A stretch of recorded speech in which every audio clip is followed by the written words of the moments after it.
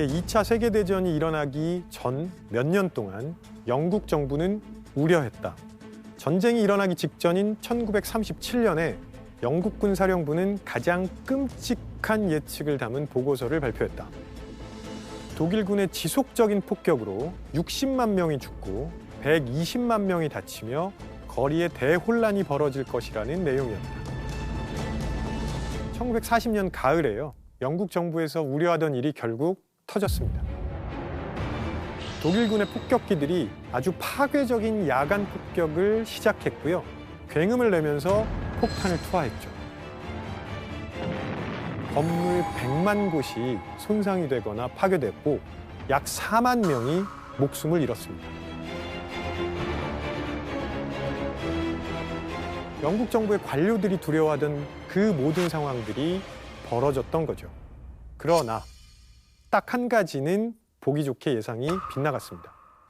독일의 공격이 갈수록 더 맹렬해지는데도 런던 시민들의 반응은 예상외로 의연했다는 거죠. 일단 런던 시민의 입장에서 보면요, 런던시에 폭탄이 떨어진 건 그 사람들이 경험할 수 있는 가장 처참한 사건이죠. 그렇기 때문에 거기서 살아남았다면 이제는 더 이상 그 무언가는 없는 거죠. 그거랑 비슷한 사건이 계속 발생할 수는 있지만 더 큰 거는 없고요. 폭격 이전에 비해서 더 큰 위협으로 다가오지도 않게 된다는 것입니다. 대공습은 그 어느 때보다 용감해진 사람들이 살아가는 도시를 만들었다는 거죠.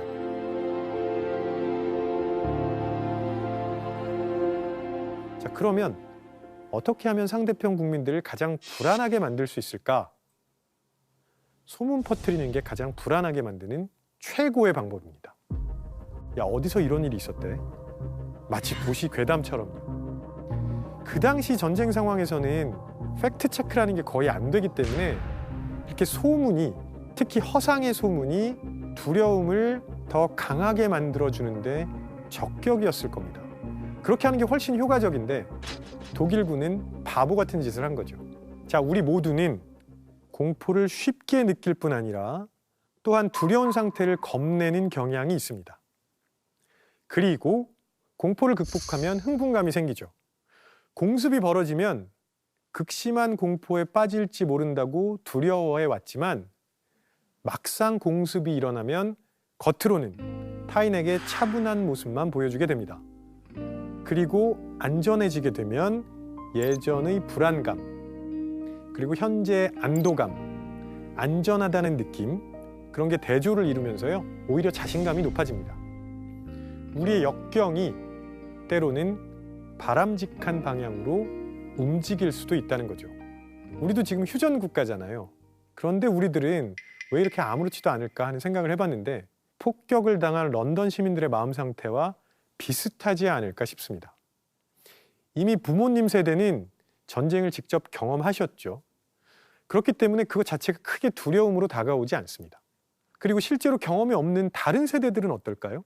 마찬가지로 크게 두려워하지 않고 있는데 윗세대들에게 많이 들어왔기 때문이 아닐까 싶습니다. 그래서 세대를 이어가면서 삶을 공유해야 하는 이유가 생깁니다.